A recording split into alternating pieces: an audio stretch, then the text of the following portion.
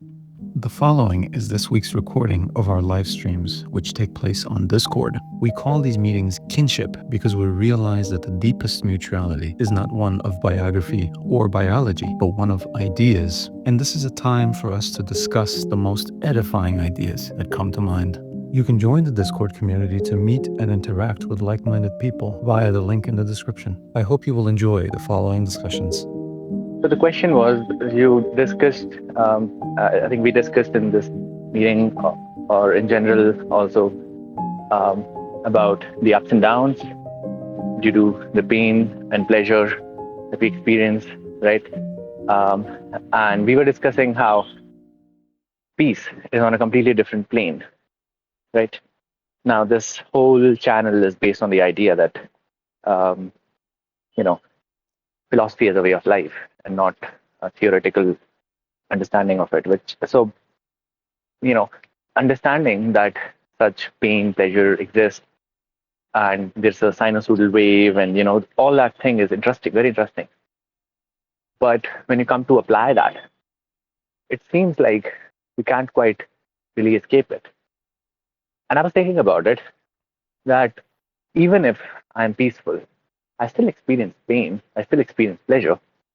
So it's not like you ever get out of it, or I don't think that's the um, the objective, I guess. But I'm not sure. Like, okay, so what's the objective? Why do we learn about this idea that this pain pleasure thing exists when we can't do anything about it, basically? And this different plane, which we can't be on all the time, the peace plane that we talked about. I guess I don't know. I took it that way. Maybe that was not the intention to put it that way. Um, I, it's my education always uh, comes in the way. It always I process it through that. So I come back and think about XYZ planes and okay, XY plane something and Z plane there's something else, and it sometimes comes in the way of my understanding. Maybe you were or others were saying something different, and I took it in a different manner. But anyways, the question is, how do you come to sort of get away from this, if at all? If not, what is the uh, you know why do we understand that such two things exist when we can't do anything about it? When you say escape it and um, that you can't do anything about it, what are you referring to? The pain pleasure cycle, I guess. The pain pleasure cycle. And what does the pain pleasure cycle have to do with peace? I think the two are mutually exclusive to each other. Oh, so you think when someone experiences pain, they are unable to have peace? Yeah, yeah, sure. How is that? Because all those people um, who, for example, experience joy, like you mentioned, joy can be anything, right? We can experience joy from eating, from drinking, from bodily pleasures in general, Hmm. and we can experience joy from sort of material goods, also like outside of the body, but still material, still earthly, right? Such as money, wealth, resources. Um, and that can be a joy. Now, whether it's lasting or not, whether it's the deepest joy or not, that's a separate question. But it's certainly we can experience joy in that way. However, I don't think it would be right to say that anyone who is currently enjoying a good meal, anyone whose material circumstances are in the process of improving, we can't say that they have peace necessarily, right? Okay. And vice versa. People who have peace are not necessarily people who get to eat right now, are not necessarily people whose wealth is increasing, or even at a point that is sufficient for them to conduct their daily profane earthly material lives. Right. So I would just put the question out there if we should confuse happiness and peace, if it's really the same thing, or if happiness is actually the pain joy cycle that you're talking about, and peace is something else. Peace is the absence of everything that disrupts peace. Not everything that disrupts happiness, everything that disrupts peace. For example, one can have the biggest material advantages in the world, the most abundance, the most of whatever people might say brings happiness. Right. But they might still, and in fact most people do, have resentment towards anything that happened in their past. They might say, yes, I've made myself the successful, strong, wealthy person, fill in the blanks, whatever you want to say. And I've showed those people in the past who never believed in me, who always tried to keep me down. I showed them that I am strong. But Sure. nevertheless, we think of this past with resentment. We think of these Yeah. people with dismissal, with hatred. Every time we think of them, literally our peace is disturbed.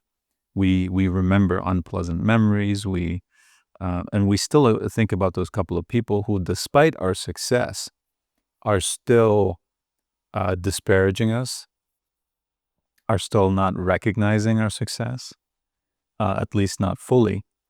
And so we still carry that resentment, for example. Now, this person cannot be said to have peace. Okay.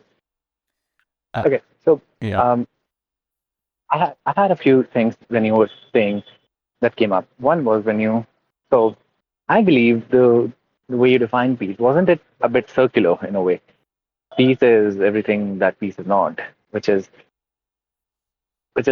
I guess understood, but that doesn't offer me an understanding of what I don't know. I still don't get it. Maybe uh, if you can elaborate on that, that's one. And two was so it is a narrative. It's something that we hear often that people who are in pain can have peace.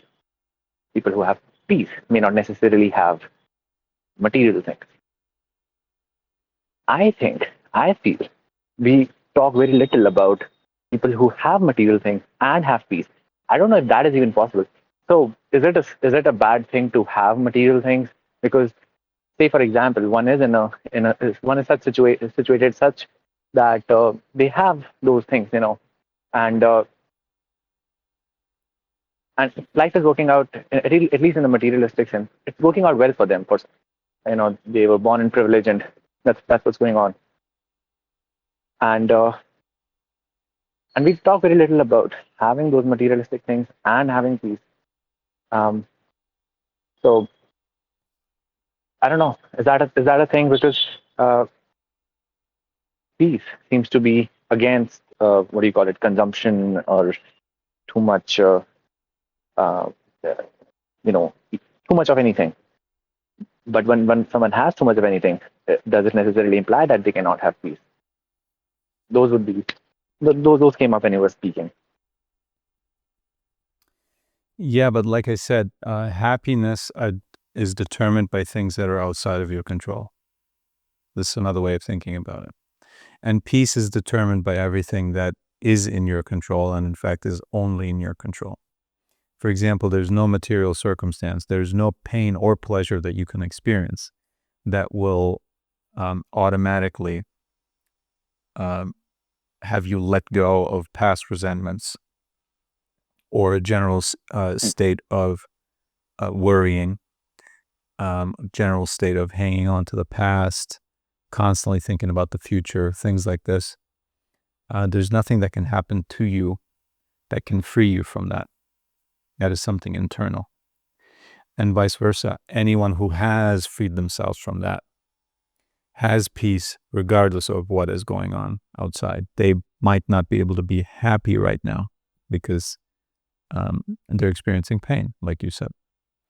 But peace and happiness are two separate things. I want you to be able to see that. Right? Peace is a state of being. Happiness is just something that happens to you or does not happen to you. But peace is a constant state of being that cannot be affected to a large degree by external happenings, but by the pain and joy cycle, so to speak, as you said, that is happening. That affects happiness, not peace. And so, yes, a person who has a lot of material things, if they're not peaceful, their happiness will be disturbed by that too. It will be too much for them because they don't have the capabilities of dealing with that, of dealing with abundance, which brings its own challenges and its own disadvantages because they've never found peace. So they're still in turmoil. It does not matter if the turmoil is caused by external so-called bad things or external so-called good things. The turmoil is inside of you. If it wasn't inside of you, nothing could provoke it from the outside because there's nothing to provoke. And so peace is something that's up to you, just like, and peace comes through what is commonly referred to as the virtues. And happiness is just what randomly happens to you, materialistically outside in the physical world. But neither good nor bad of that can penetrate deep inside the true you, which is a state of being, your existence, your very core being, which inherently is not physical. It's not a material existence. So nothing material can touch it, right? But happiness, like I said, is very much determined by those externals. So we always say, happiness is one thing and peace is another. Or happiness is one thing, virtue is another. Does that make more sense? Interesting. Yeah. So one question again that came up, again, it's something that you love to ask. May I just ask you back now? So let's say I'm happy because I had a good meal. So I'm happy because bodily pleasure and that I can describe it to some part of me, right? But uh, so this is the question you often ask. If I am at peace, who is at peace? Uh, Oh, is that your question? I mean, we have, yeah, if I am at peace, who is at peace? I mean, if we have for our conversation established the fact that, you know, if we are trying to attempt to understand who we are, let's just stick to the fact that, at best that we can, attack it is that we are awareness. And if we are at peace, the question is if we are at peace, then who is at peace? Because awareness, uh, shouldn't be uh, shouldn't be in turmoil anyways. I mean, I don't know. And it So isn't. And the it question I isn't. had, Yeah, awareness is never is in turmoil. It is always in peace. But is all those things that we add to it, which we call, you could call the identities, the ego, those are the things that we attach to or that we attach ourselves to, and we think we are those things. And those are the things that push and pull us and drag us in and out of so-called happiness. And then we think that is the highest good, right? And the deep, constant state that is up and away from happiness, from the roller coaster, from the cycle, is easily missed. We keep chasing because it felt so good. And now that right? it's absent, it feels so bad. We keep chasing that thing that felt so good. And we never extend our vision past that roller coaster of up and down. We never extend our vision to see that constant state of peace that is behind it all, right? And that's Mm-hmm. why all the religions, all the philosophers, everyone tells us to annihilate ourselves, to destroy ourselves, because what we think is the self is actually the ego. So when you destroy the ego, you're not actually destroying yourself. It's just what you've been calling the self all this time that you're destroying. And once you do so, you realize that not only do you still exist, in fact, for the first time, you truly exist, because for the first time, you truly know what you are by knowing who you are not. And when you finally get there, that's when you get to experience peace.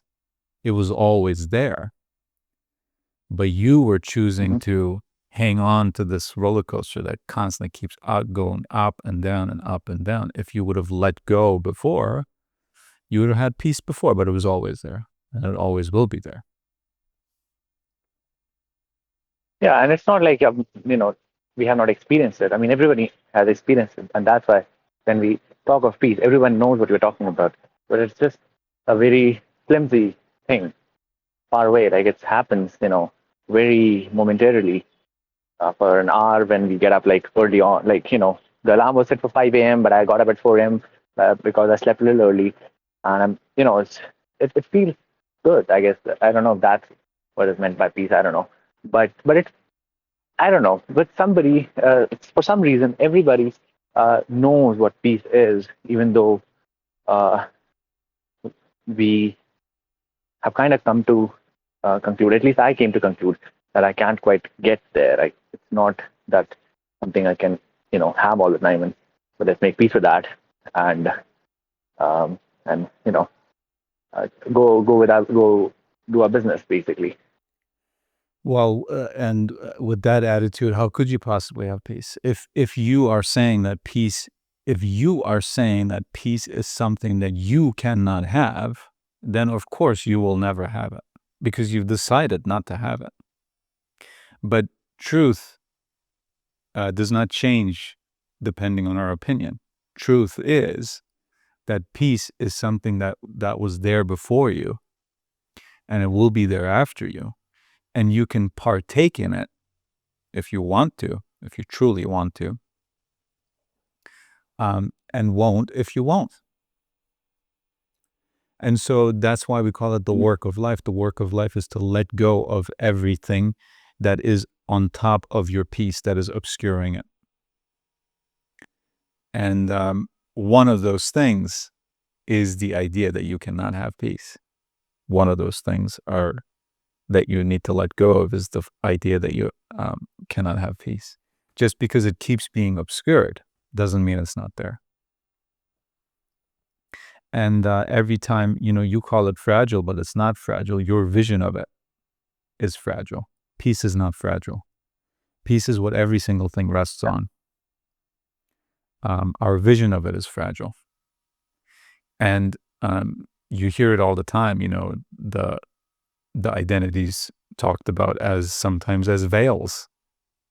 So many people use that analogy or that metaphor and said you need to take down all the veils that you have in between you and yourself, the true you, or in between you and peace, however you want to put it. And so that's the work of life, to let go of that. And one of the illusions is that if it hasn't happened by now, it won't happen ever. That's just another wrong idea that we all have. And so that's another thing to let go of. Just because you're not seeing all of the veils, or you get to see peace sometimes and not other times, that doesn't say anything about peace whatsoever. Peace is truly at rest. So I just wanted to talk about the fact that I know about peace and all this idea was there was a couple of years ago. What happened was there was a really good friend of mine, and he passed away due to an accident. And he was really into this work of life. He really was somebody who gave me inspiration. Like I didn't knew this channel, but he was religious. He was very, but he did this work in a way, and it was really nice talking to him. And when he passed away due to an accident, um, for a few days, for a couple of days, it just it felt different, the world and things, and and then all those little things. I was having some feud with somebody or whatever, little uh, whatever was going on didn't matter as much. It just didn't. And then I kind of knew, okay, this is probably what we call peace. I cannot explain it, but it's more like it went on for a week, 5 7 days or so, and it was great. But obviously, things came in the way, fears came in the way. I had lots of other things came up, but that was when I really knew that, okay, this is something that exists, and so I had a taste of it, and that's why I knew, okay, this is something that exists, and it's not it's not supposed to be fragile, or it's not supposed to be this fragile, or it can at least sustain for a week. That was a big deal. It's, an experience that I don't forget. Yeah, That's that where was your that's where this glimpse of it. Your vision of it yeah. is fragile. Can be, rather. I'm not saying it is or it isn't. It is whatever you say it is, but you're the one experiencing it. But our vision of it is what can be fragile, not peace itself. And you said, it was a great week, but then fear came back in and all that. And yeah, you cannot hold on to fear and have peace. But it is you who's holding on to fear. Fear itself is not an actual being. It's an illusion, right? We talk about that all the time. Whenever we're afraid of something, it happens so many times. Whenever we're afraid of something, and for whatever reason we do it anyway, either just because we have to, um, and we see that it was possible. I just did it. So what was I afraid about this whole time, right? And that's fear in every single situation. It's not that it is sometimes an illusion and sometimes it's real. It is always an illusion. And the illusion is that sometimes it is real. And so we never know, is this the time that it's real? But once we understand, no, that's the very nature of fear, that it tells us that any which fear could be the real one. And so every single new fear seems like an entirely different thing, but every single time it is the same illusion, it is the same trick.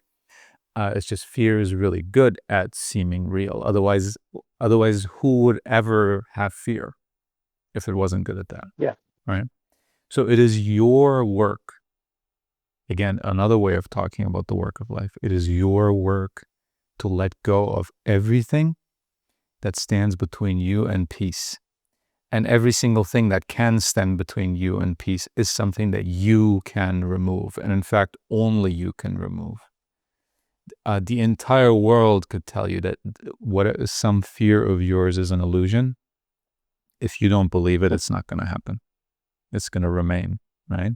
Vice versa, the whole world could tell you it's real. If you know it's an illusion, you could not even bring yourself to think it's real, even if you wanted to. And so that work is entirely yours. Entirely. And this is not something to despise. This is a privilege. What a privilege it is to be able to have the right to, and not only the right, the full capability to remove every single thing that stands between you and peace. And also the realization that peace is probably not what you thought it was, because we've been taught wrong, not intentionally, but we've been taught wrong about pretty much everything. A lot of people will think peace is happiness. Again, they'll confuse that. But there are so many examples of people physically suffering or doing something that goes entirely against their own survival instinct or everything they've ever known for a greater purpose. And that greater purpose, even to attempt that, is peace, because they are of truth, right? They know what is right, and they pursue that no matter what. And to pursue truth no matter what is also something that gets you closer to peace, or is peace itself in many circumstances. So you see all these people who are suffering or who are doing things that are the last things that you'd ever want to do, but for some reason they're doing them. Why is that? Why would they do that? If peace was to be away from agony, away from pain, away from distress, away from all those things, away from hunger, away from pleasures, then why would anyone do it? It's because peace is not happiness. That's a different thing. Happiness is nothing in comparison to that. Clearly, otherwise people wouldn't pursue it. People who are truly at peace, people who truly know what truth is, they would not pursue those things that clearly go against happiness. Right? So Right. just think about that. And another illusion, there are so many illusions, so many lies that the ego tells you, that your identities tell you. But one of them is that you need to figure this out as soon as possible. And that as long as you haven't figured it all out, you're wasting your life. And you don't know what you're doing. And you're worthless and you're incomplete. And it looks like you're never going to figure it out. So the stress of that, the anxiety, all of that are illusions to keep you away from peace, because all your identities, the ego, whatever you want to call it, it does not matter, needs drama. It needs to fight against something because it cannot be at peace. It cannot stand the state of being in which you just sit and everything is fine. And there are no problems, and there are no enemies, and there's nothing wrong, and there's nothing left to prove, and there's nothing left to disprove, and all that. It cannot sit in that. It will go mad. Right? So it's trying to make you see problems, have you have fears, anxieties, worries, regrets, shame, guilt, all these things that keep you from peace. Right? All these things are things that stand in between you and peace. And when I say you, I mean everyone. And so to remove each and every single thing that stands between you, which is an illusion, which is a lie, which is not you, which comes from the not you, the false self, which comes from identities, which you have attached yourself to, but which you are not, all those things, it is on you to remove. And like I said, at the same time, it is your privilege to remove those things. Only humans can be in peace in that way. It's a human privilege. So it's not just your work, it's your privilege. You are uniquely able to reside in that state. Yeah. It's a very interesting observation I've had, even on the chat that, I'm partaking every now and then, that, we have these questions and they trail around and things happen all over the place. But to me, the way I see it, they all come back to the same thing, uh, you know, getting back and removing, the best way to put it is removing all that is not me from me. It seems to me that many questions do converge, too many questions do converge to just that, like this one, I guess. Yeah, say that again. Was there a question there? I might have missed that. Sorry. No, there was no question. It was just a statement. Yeah. So Yeah. So why don't you just keep your focus on that? Why think about anything else? Why listen to anything else? You have seen peace before. You know it's real. You know it's there, and you know it's something that's always there. It's independent of you. It was there before you. It will be there after you. It asks nothing of you, and it needs nothing of you, but you can partake in it. You know all of that. What else do you need to know? What else can you be given? What else can you be shown? This is it. You know exactly what to do. It's only the doing that's left. And the doing, no one can do for you. No one should be able to do it. It's your privilege. Once you see that your own actions, that you are 100% in control, and that as soon as you will it, you can have it. And it's only the things that stand between you and your will that prevent you from having it. It's, we just talked about joy. It is the greatest joy to be able to realize that. It is the greatest joy to see how powerless you are in all the unimportant things, and how powerful you are in the most important things and the most beautiful things. And we keep chasing the best things in the realm of the physical, in the realm of chance, in the realm of luck, in the realm of pain and joy, in the realm of sadness and euphoria. And we never think of that greatest realm which everything else rests on, and which was there before everything physical and thereafter everything physical, a continuous, undisturbable state of being that is called peace. I mean, it's really literally a great analogy to think about money. Think about the time span that money has existed in.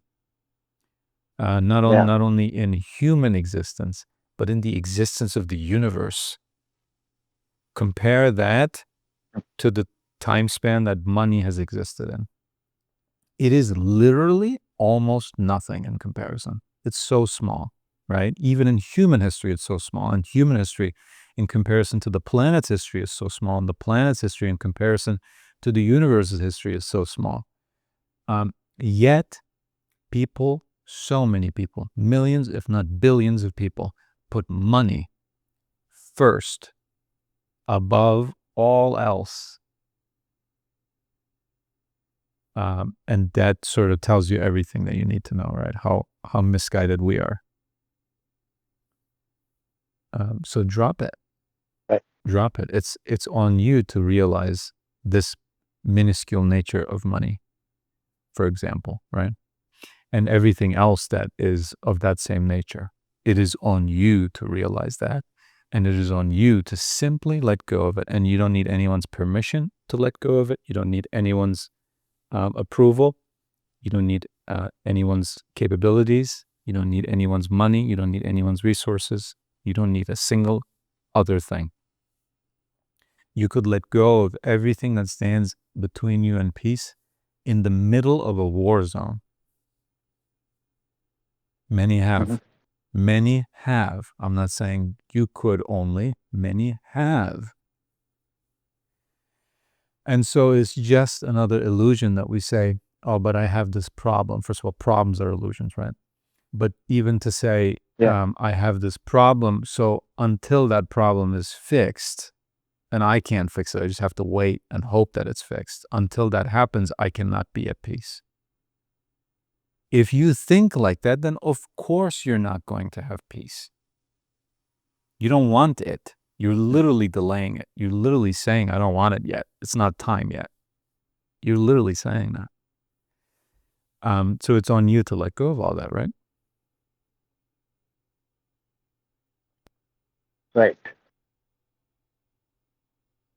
So I just okay. I think you answered my question. I think that was just think about that. Like I said, there's no rush, there's no pressure, there's no deadline. All of that's an illusion. It's just you and your mind, and time does not really exist in that realm. Okay, so you take all of that which does not exist in the first place, all of as much as you need of it, and just think about these things and see it, and maybe start letting go one by one and realize and work on yourself. That's all there's to it. It's a great pleasure, right? You're not incomplete, even as you're working on yourself, even as you still have illusions, even as you still are in the grips of certain identity, of certain ego, of fear, of worry, of anxiety. Even then, you're not incomplete. Just like I say, peace is always there, whether you see it or not. Your true self is always complete, whether you see it or not. So I'm not telling you to work on yourself, to complete yourself, to finally make something of yourself, to finally become whole, to finally become healed. You already are. You already are. And you take all the time you need to realize that. That's your entire work and your entire pleasure and your entire privilege as a human being. Okay? Right. Okay, that's All right. about what I wanted to have Yeah. a And, conversation about. but thank you for your question and thank you for your thoughts. As always, which is my privilege to say, it's always very relevant to all of our lives, these questions, and you've provided one of those. So I thank you very much for that. I'll move you back to the audience. And again, thanks a lot. That was excellent. And I will invite our next speaker soon. Uh, Before that, I do want to say that there's a lot going on in the chat, and I am wondering. I'm not convinced of anything. I don't have an opinion. I'm not judging on this whatsoever. I am wondering how someone can speak about one thing and listen to another. Does that make sense? Because I don't have that kind of brain. Maybe you guys do, but when I see uh, relatively unrelated conversations going on, I wonder how people can listen to the person who's talking and write at the same time about something else, even if it's slightly different. So I'm just wondering about that, and I feel like I should invite some of those people to speak so that they can explain that to us. Okay, so if I see that going on a lot, I might ask one of you to explain that to me because I don't understand it. I don't have that kind of brain. I'm sort of I suspect that I'm a little below average intelligence sometimes. So maybe it's just me. Maybe other people could do it, but I wonder how that's possible. So maybe one of you will explain that to us one day. And if you do want to talk about these things, I'm not saying talk about them. I'm not saying the conversations are not worth anything. Not at all. But if you do want to discuss these things, then why don't you come and speak about them? Because the chat is always going on. There's always chat 24/7. But the kinship meetings, live, people here speaking, talking, that's a very, very special thing. It only goes on once a week. So why don't we do what's special always that's in front of us and not the thing we can always do at any other time? So that's just what I'm wondering about. Again, no judgment there. I really don't understand, so I'm just sharing confusion. That's all. And I will invite our next speaker here. And there we go. So I was thinking about the question of the week, and we have had some great discussions on it. Yeah. And I think by now we have all come to the realization that all wrongdoings are done in misguidedness, and there is no such thing as evil. But I wanted to share a few thoughts that I've been having about a question that's very related to this, not exactly on the question of the week. So the thought that people have struggled with is this. It seems to me it's this, that if there is no evil and if the universe or God is ever loving, then why is there so much suffering? And I think the Western school of thought has called this the problem of evil, and it has gone on for a long time now. So I was watching a video on this, and I just wanted to share a few thoughts that the video made me think and how it connects to what we have been talking about here. So this question has been asked across all ages, not only in religion, but also in philosophy, in literature and theology, that if God exists and if there is no evil, then why is there so much suffering? And quite interestingly, in 1971, someone from the University of Wisconsin, Arthur Herman, he wrote a book called The Problem of Evil and Indian Thought. Although he named it The Indian Thought, what he did was he did a survey of all the answers that has been given to this question across all religions and philosophies. And he summarized his understanding by giving 23 answers in his book.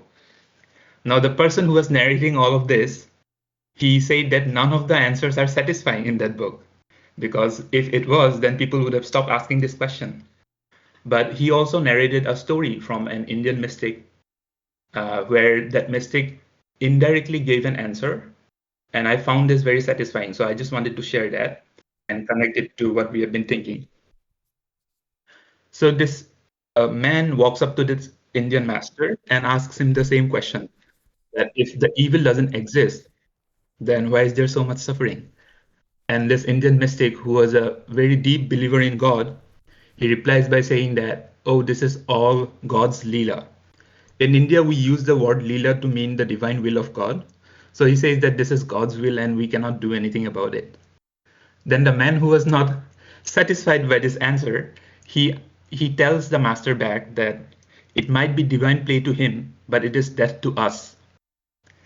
At this point, the master just asked a simple question back, and nobody could say anything to that. So the master asked that you say it is death to us, but who are you? Do you even know who you are? And this is where the video ended.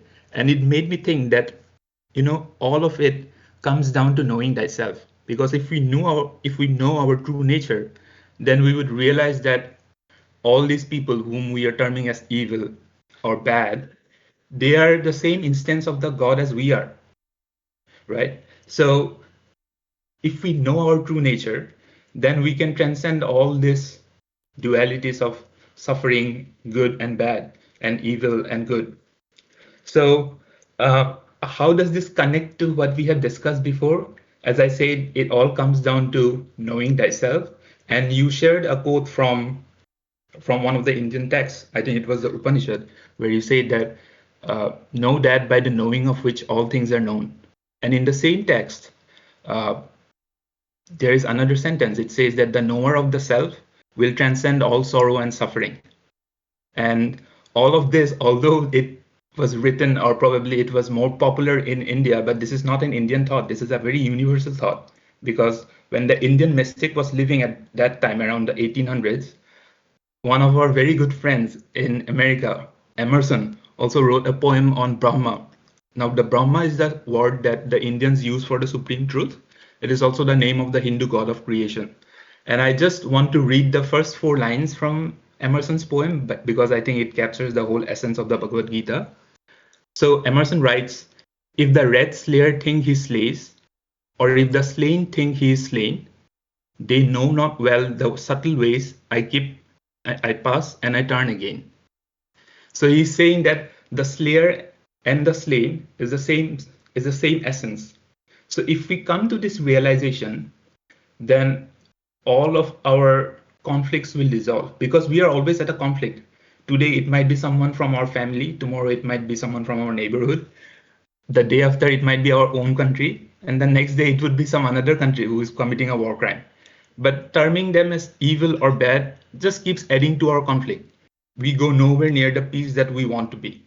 So I felt that we were mostly confused about how evil can exist if the universe is ever loving. And this is what I was thinking. And I think it all comes down to knowing oneself and knowing our true nature. And I just wanted to know, what do you think about this? Yeah, I mean, first of all, thank you for sharing all those beautiful things. This is exactly the work of life in physical terms. What you've clearly been doing, like reading that book that you mentioned of the answers, the compilation of the answers to the question of evil.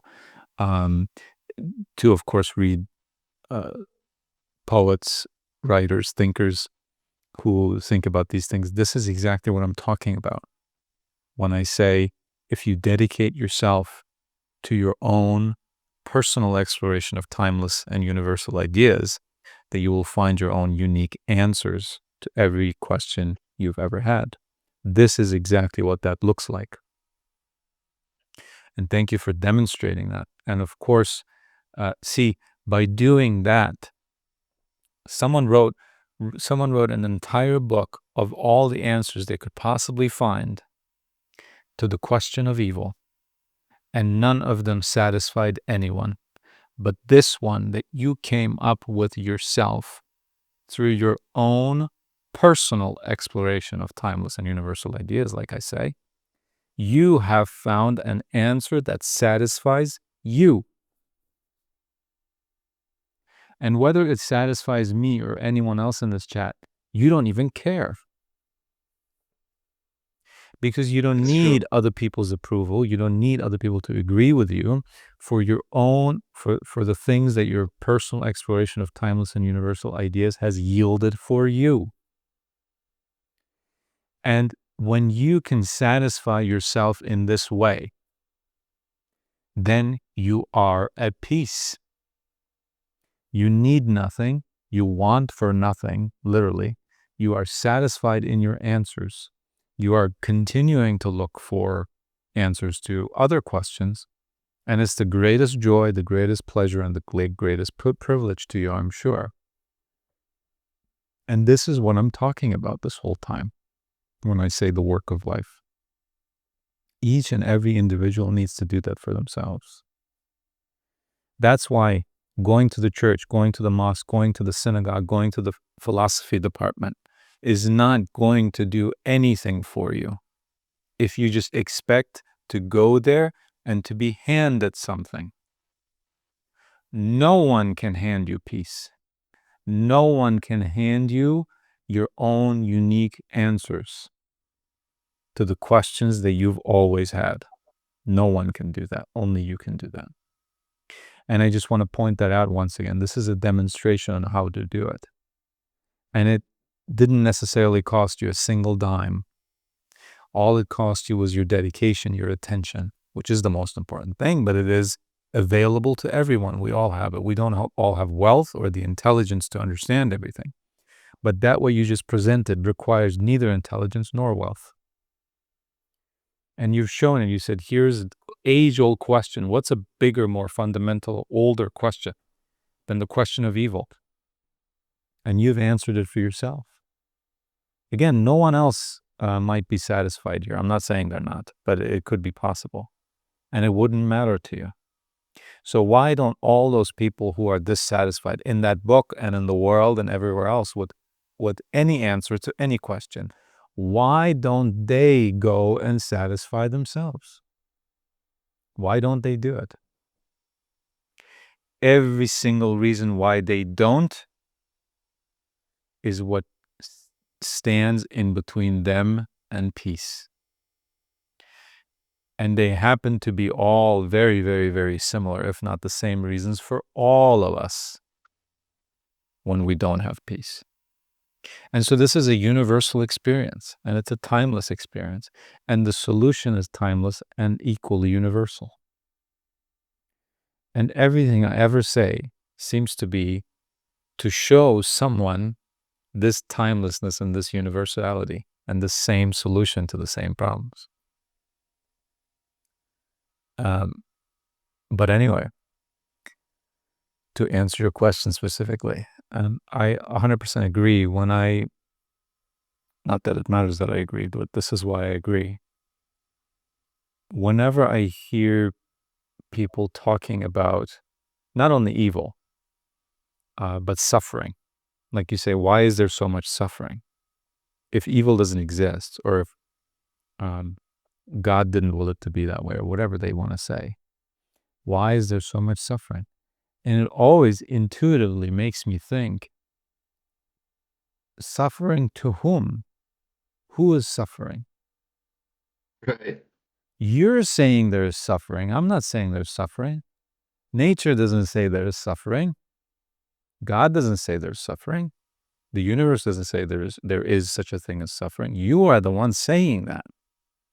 And you might be right, you might be wrong, I don't know. But can we acknowledge that we are the ones saying that there is suffering and are looking for a justification for it when it is an opinion that there is suffering?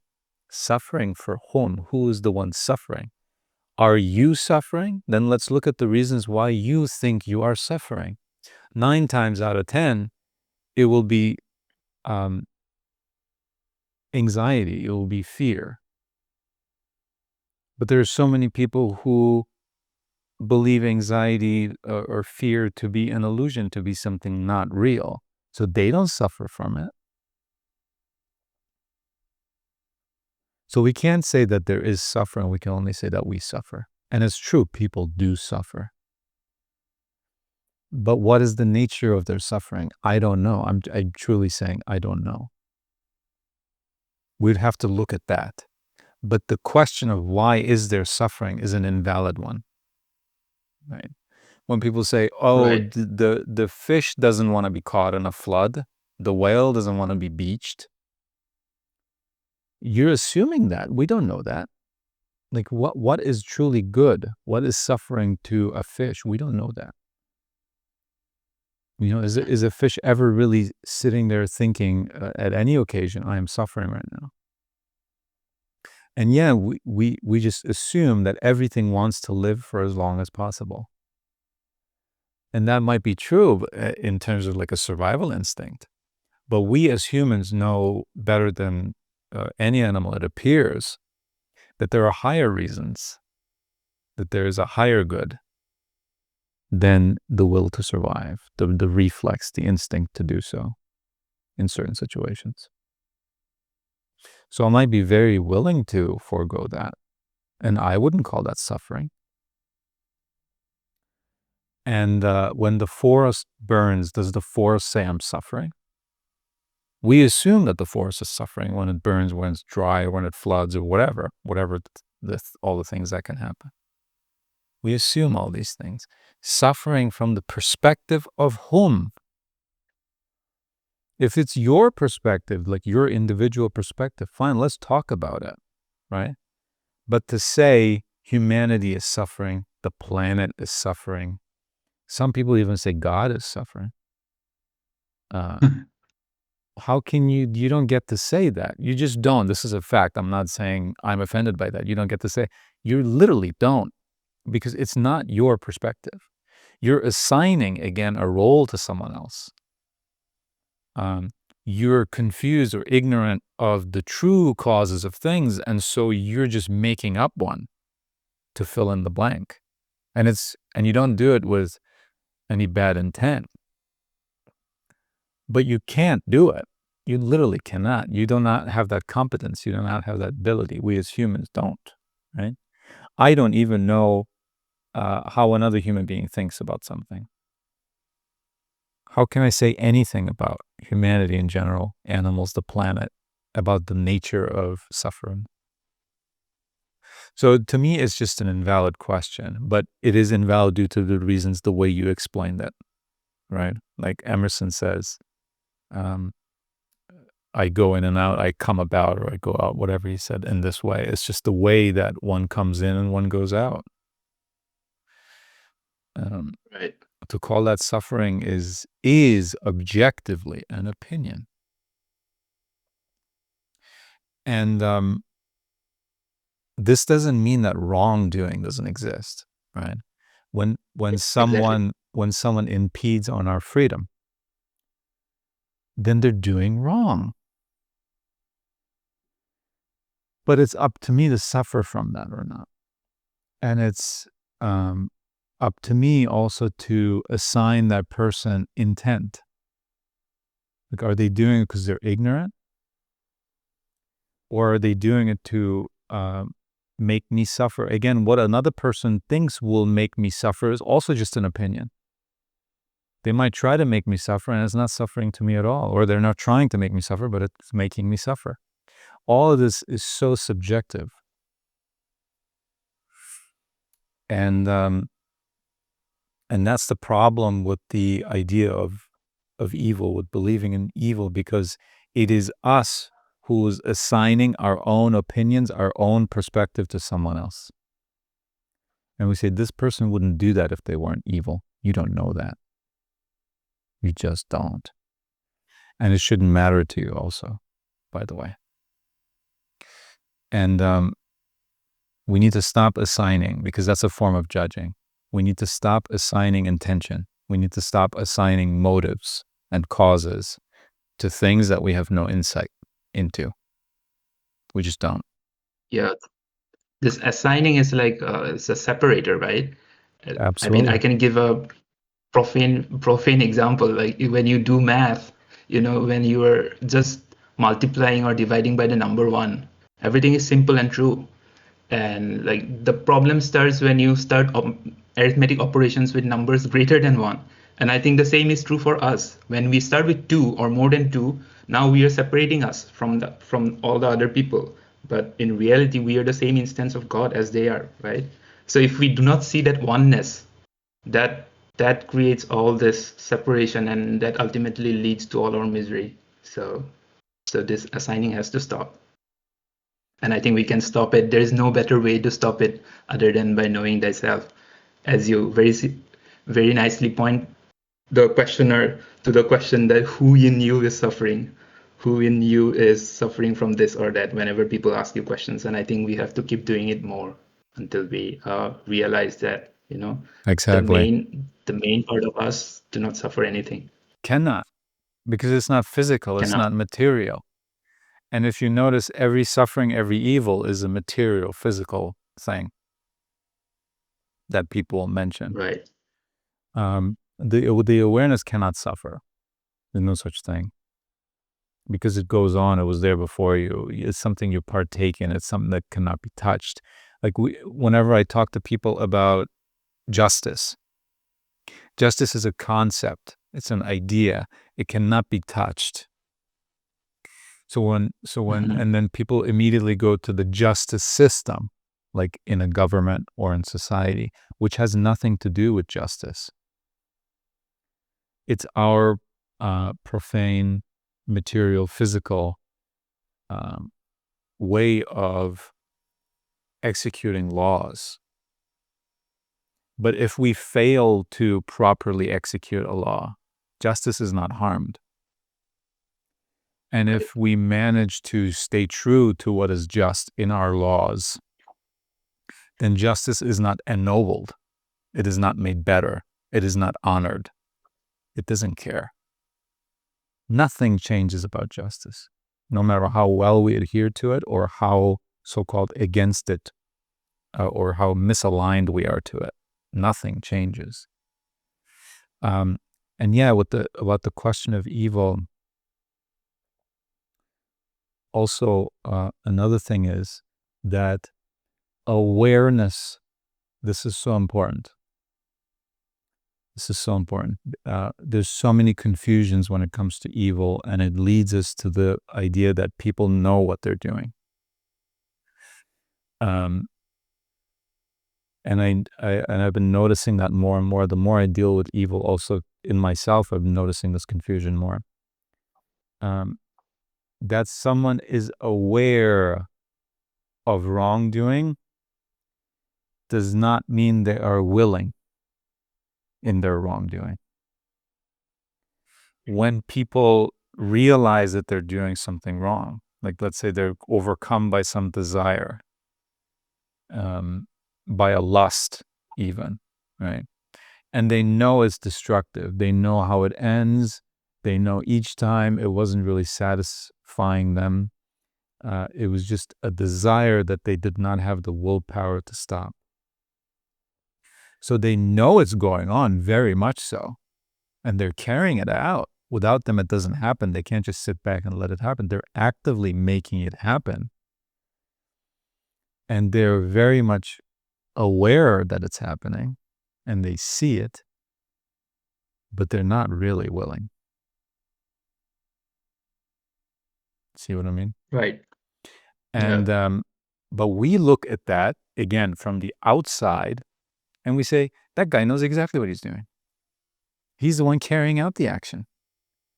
Don't you know that violence is wrong? Don't you know that stealing is wrong? Don't you know that whatever is wrong? Yes, they do know that it's wrong. And yes, they do nevertheless do it. But that doesn't mean they're willing. Yeah. Because no one wants to be ignorant. No one wants to be overcome by desire. No one wants to be the person who does something because they're too weak to stop it. And no one wants to be a thief. No one really wants to be violent. They all do it because either they can't stop themselves or the reward is too good. And their ignorance lies in the fact that violence can give you a reward, by the way.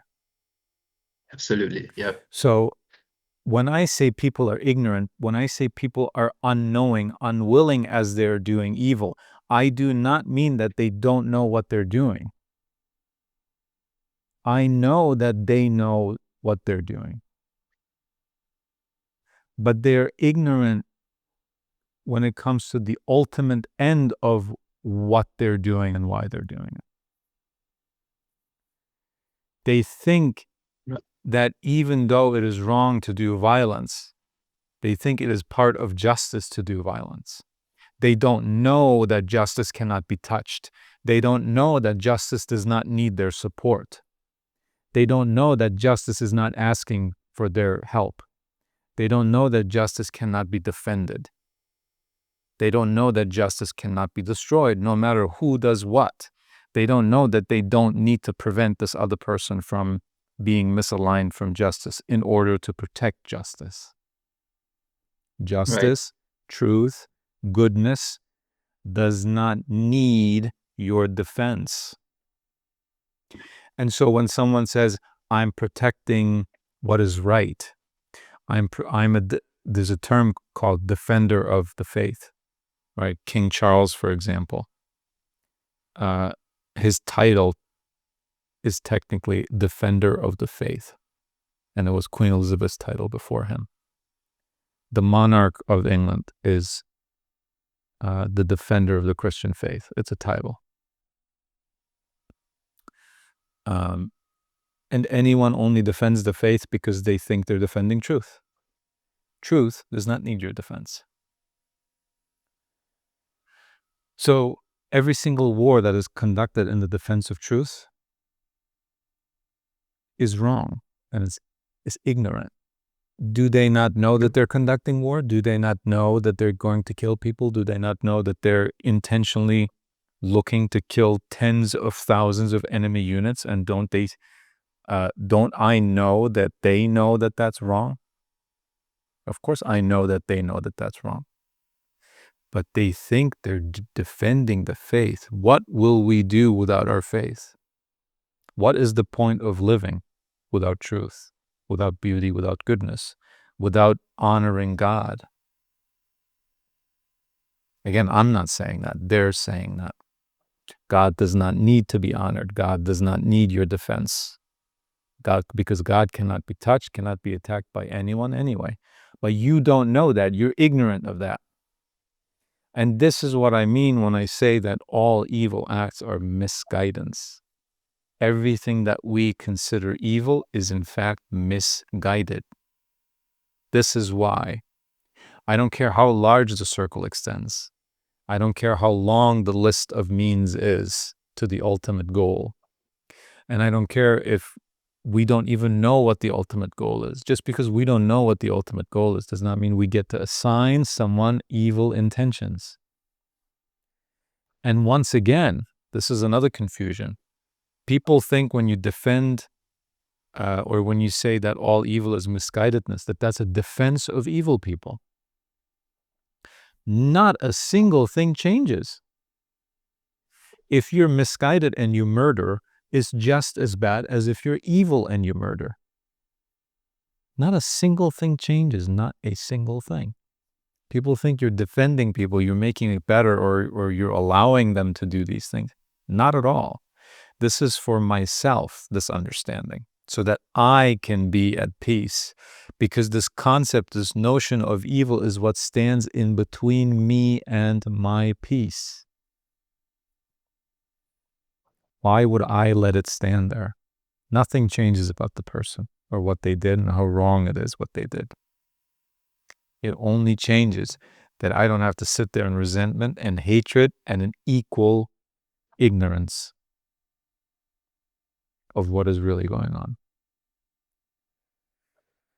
And so, yeah, what you're saying is absolutely related, as you say. Very important. Suffering from the perspective of whom? Right? Yeah. So, as you say, whenever we assign other people suffering, whenever we say, hey, these people are suffering, why are they suffering? Why does there have to be suffering in the world? You are assigning them suffering. You don't get to do that. And whenever you say, I am suffering, then it is your perspective. And then the question really becomes relevant. Who are you even? Do you even know that? Because if you knew, as you say, if you knew who you truly were, you would know that you cannot suffer.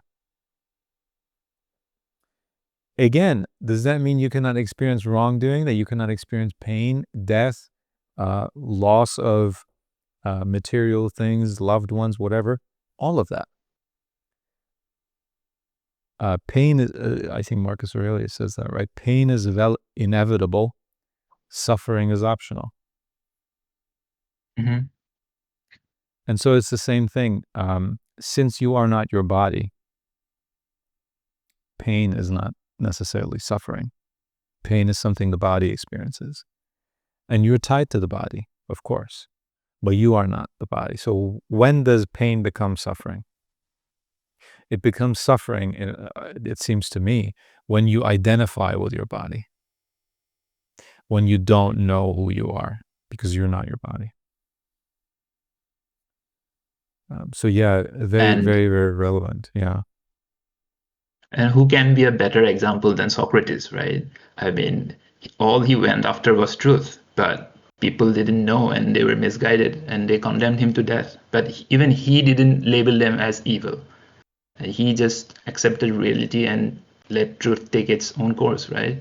So if Socrates doesn't label his murderers as evil, then who are we to label someone as evil? I mean, what do we even know about ourselves? And it amazes me every time I think about it. It's all about perspective. And knowing thyself is having the right perspective, right? That's the whole point. And yes, Socrates realized these people are defending truth. You know? These people are defending what they think is right. They're wrong. They're wrong. Truth does not meet their defense, and what they think is truth is not truth. But that's what they're doing in their heads. And to defend truth is not evil. Whether you're not supposed to defend truth or not, that's what they're doing. They're defending truth. And so how can that possibly be evil? It's wrong. It's wrong. It's misguided. It's ignorant. They will never have peace with that attitude, with that mindset.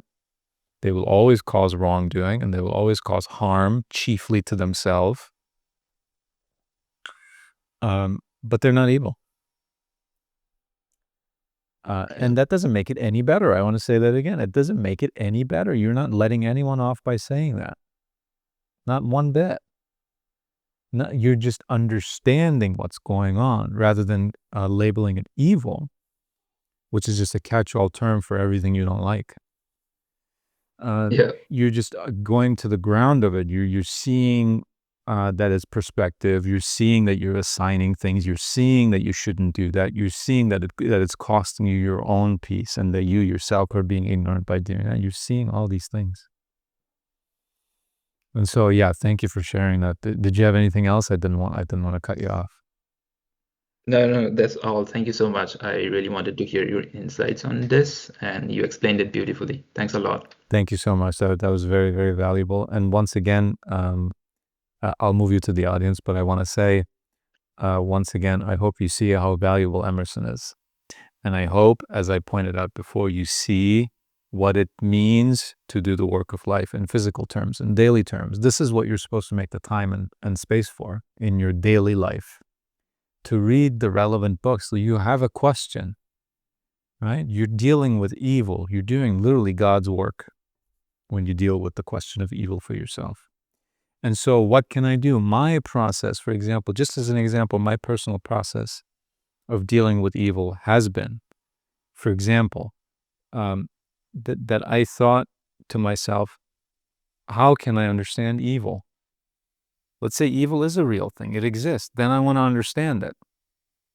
If it's not a real thing, I want to see that it's not a real thing. So what can I do to distinguish? What can I do to find that out? For me personally, the first step was to read the biography of the most commonly referred to as evil person, which was Hitler, right? I read his biography and I found even more wrongdoings of his than I knew existed before. but I could not find a single evil thing. Because every single thing he ever did, in his mind, not in truth, but in his mind, was justified somehow, in some way, as paying off at the end and being this great service to his country, to the entire world in many cases. How can you call someone who's looking to benefit the entire world evil? He could not have been more wrong. He could not have been more wrong. But there's no evil to be found. It's the truth.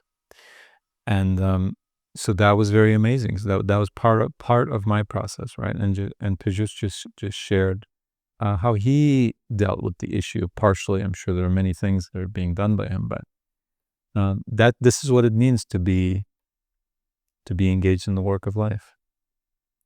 So I just want to point that out again and again because it's so important. And I will take our next speaker, like I said. Hello. So, in order to ask my questions, I have to give you a little bit of context. All right.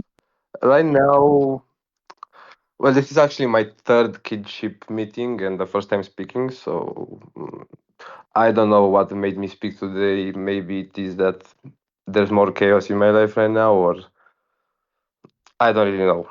So, right now, there's a big gap between my high standards for myself, running an international brand, pushing for rapid growth, and the chaotic way my days play out.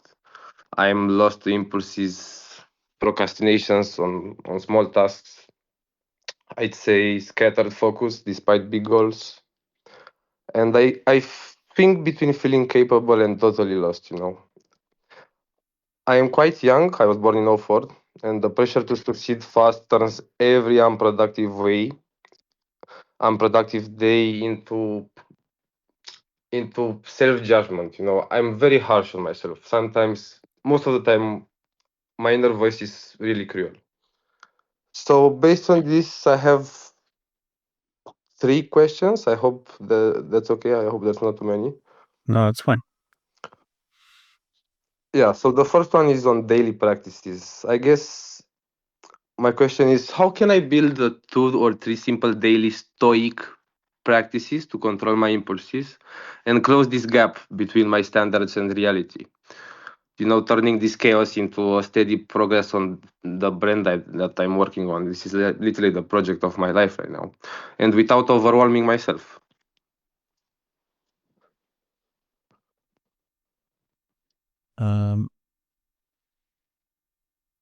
Are the other questions related?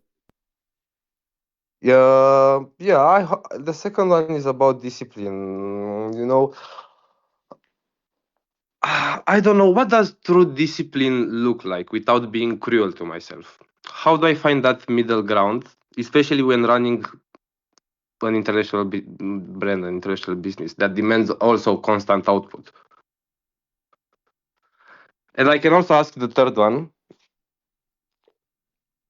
Um, the third one is about ambition and pressure. As ambition grows with the business, anxiety and delay grows as well.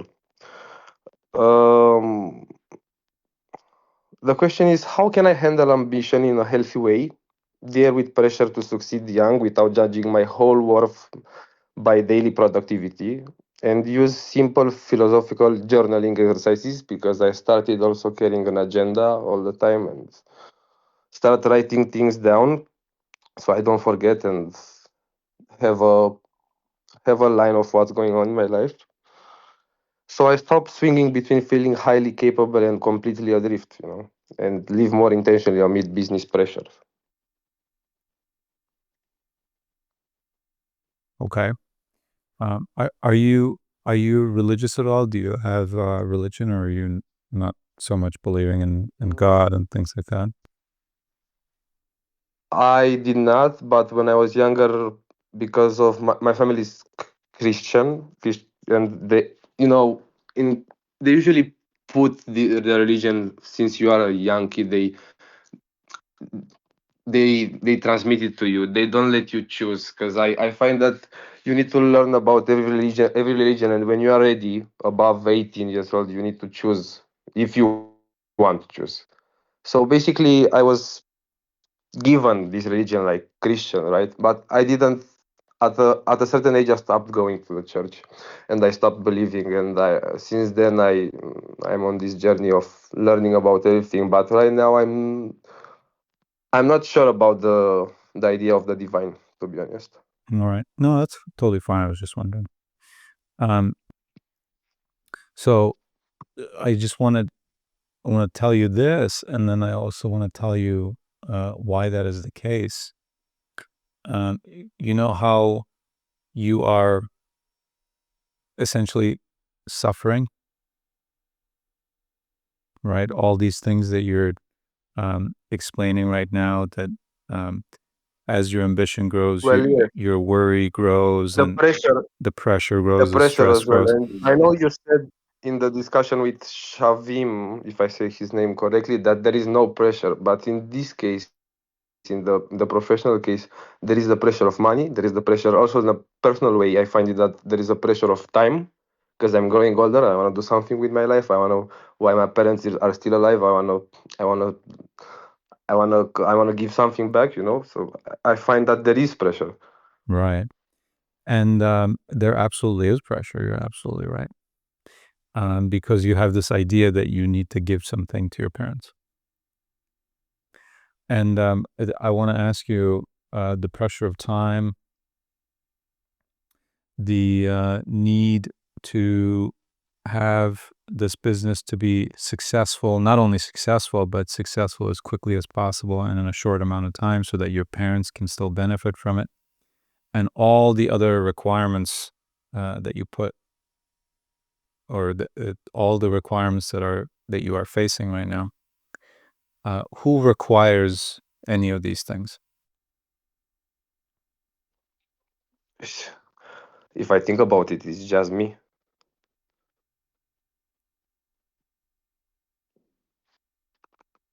It's just me.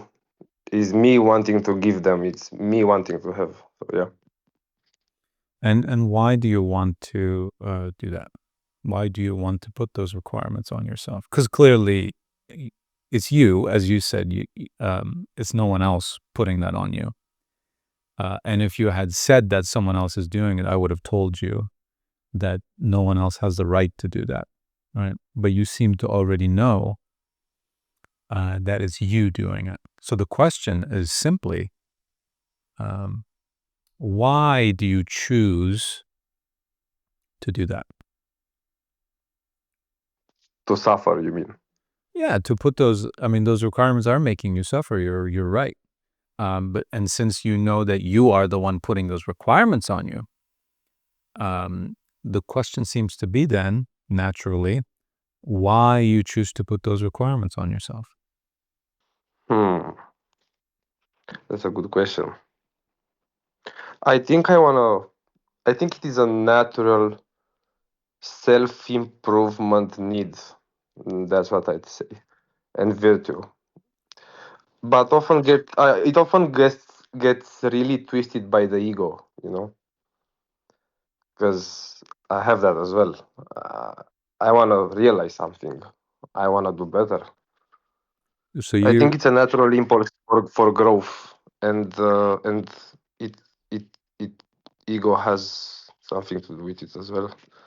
And I think I have it's a fear of mediocrity as well, who and a is pressure the to succeed young. who is the one who is in danger of mediocrity?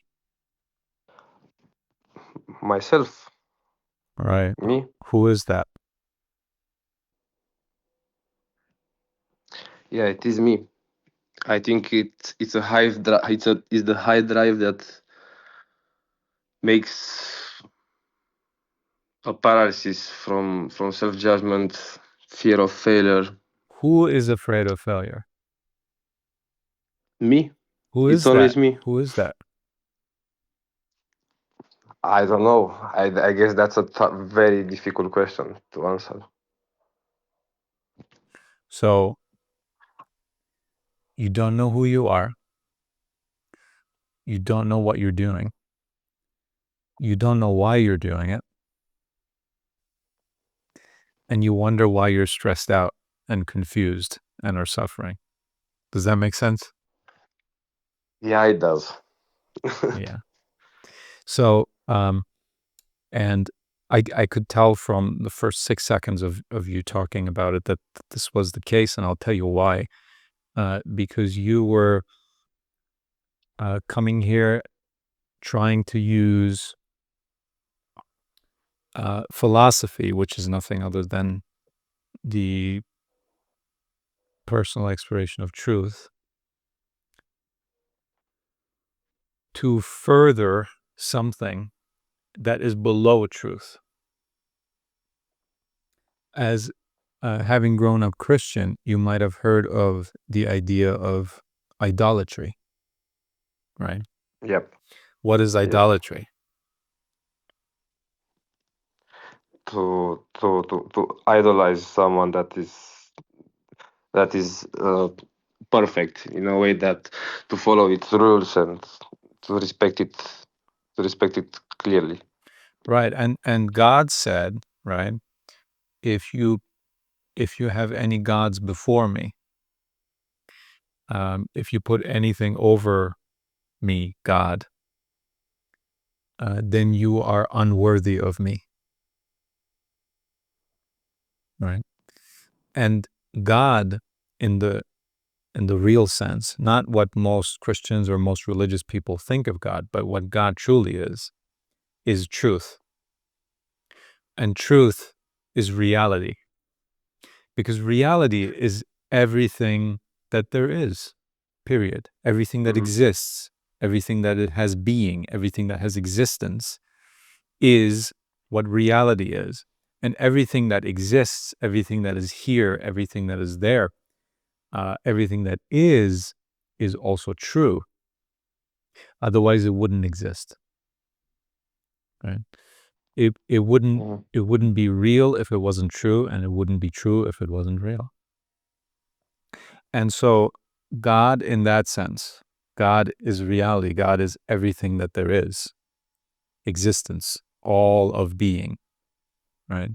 And so, in that sense, God is truth. When a true Christian says God, this is what they mean. And most Christians are not true Christians, right? But Yep. so this is what it means when God says in the Bible or elsewhere and other religions also, right? If you put anything above me, if you have any false idols, because I am the true idol, so to speak, right? God is the highest good. If you put anything above truth, in that sense, no longer saying God, if you put anything above truth, you become unworthy of truth. And you came here, which is totally natural and understandable, and everyone's done it. There's no judgment in what I'm saying. I'm simply discerning what has happened, right? This is fact. Sure. You came here to use truth, to utilize truth for something that is below truth, right? You're coming here looking for journaling practice, looking for knowledge, looking for a tool that you can use to further Yep. your business, which you don't know why you're doing it. You don't know who you are, and you don't know what it is, and you don't know where you are, who you are, and when you are. And so you've put something above truth. You've put your business above truth because you're confused about who you yourself are. You're confused about why you're suffering. Yet you identify the cause of suffering to be your own actions, but you don't know the cause and motivation of those actions. So you've put last things first and first things last, and the priorities are jumbled. And I'm not saying anything that you haven't said, by the way. I'm not judging your priorities to be out of Yep. order. right? You are the one Yep. who's seeing this already. So we're just both talking about an objective fact here. And so Yes. in the same way, you also know that the answer is to prioritize that which should come first. And those requirements that you put on yourself are not only not of the highest importance, they're not even real. You are seeking so-called self-advancement without knowing who the self is. So you don't even know what you're advancing, what you're trying to advance. And because you don't know what you're trying to advance, you are not advancing it. You're making it suffer. Because you put all your ambition into making this business as good as it can be. So you're looking for self-improvement, but in fact, what you're doing is self-diminishing. In other words. You're right. Yeah. I've been mixing business achievements with my true identity, and maybe Yeah. that's what's causing the suffering as well. Because you started the business to give yourself a better life. I'm sure. Exactly. And now the business is worsening your life because you're stressed That's out, you're anxious, you're in fear, you're worrying all the time. You're extremely stressed, which is neither good for your mental health nor your physical health. And the more money you make, the less security you have. The bigger the business grows, the more worries you have. And so this is self-defeating, right? You need to put truth first. I always say there's the work of bread, right? That which pays your bills, the work that feeds you. And then there's the work of life. And the work of life is to know thyself. Is to know thyself. Look how good you are at the work of bread and how much you're suffering in the work of life. Because the bread is there to feed you to do something. Right? The work of bread is there to support the work of life. And you're literally coming here to use the work of life to support the work of bread. Yeah, you're right. You understand? That's spot on. You are supposed to go to work, do whatever you need to do to take care of your physical needs, to be able to have the time and space to figure out, who am I? What responsibilities do I have to my parents? Do I really have any? And if I choose to take care, not because I have to, not because someone tells me to, not because it's my duty, but because I choose to support my parents, just because they're great people. They're good people. They're lovely people. I love being around them. And I just like to support good people, not because they're my parents, but because they're good. Right? If that is the case, that's another thing for you to examine. But if that is the case, there's nothing wrong with doing it for that reason. Right? Mhm. But you need to Yep. understand that you are not required to do that. If you want to do it, it is your privilege to do it. And the privilege would not stress you out. Something that you have the great honor and privilege of doing should not be something that stresses you out.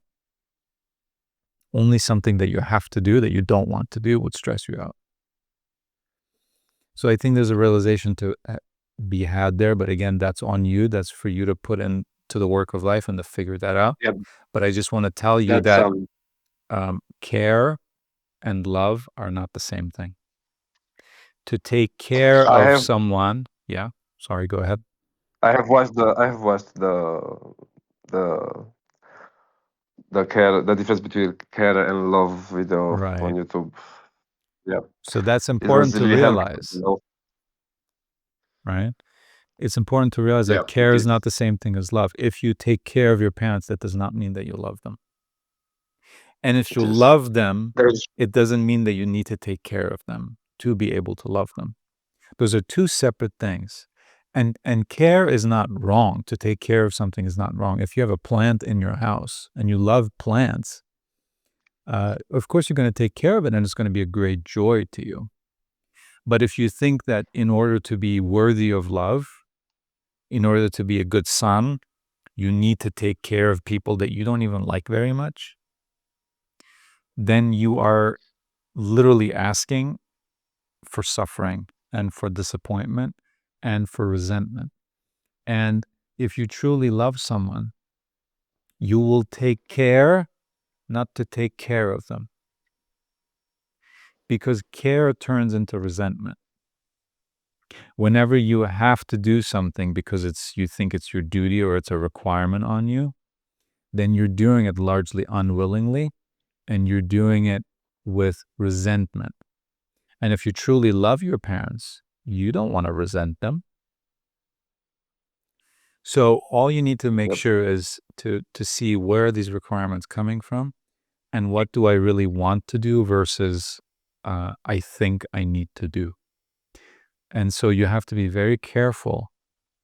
Take care of your parents as much as you truly want, but not one bit more than that. Because every single thing that you do beyond truly wanting it out of love will turn into resentment. And if you truly love your parents, you don't want to risk resenting them, right? So you need to get rid of all those so-called requirements and you need to do everything out of a privilege, out of love and not out of care, out of privilege, not out of duty. Does that make sense? Yeah, it does, and it's a lot for me to think about, uh, especially on knowing myself and in the in the future. Yeah, Yeah. and And the close future way as well. and the way to know yourself, by the way, is to know who you are not. The way you know yourself is by knowing who you are not.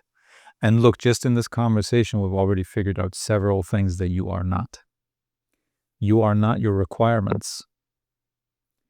You are not the success of your business. Your being does not depend on that, right?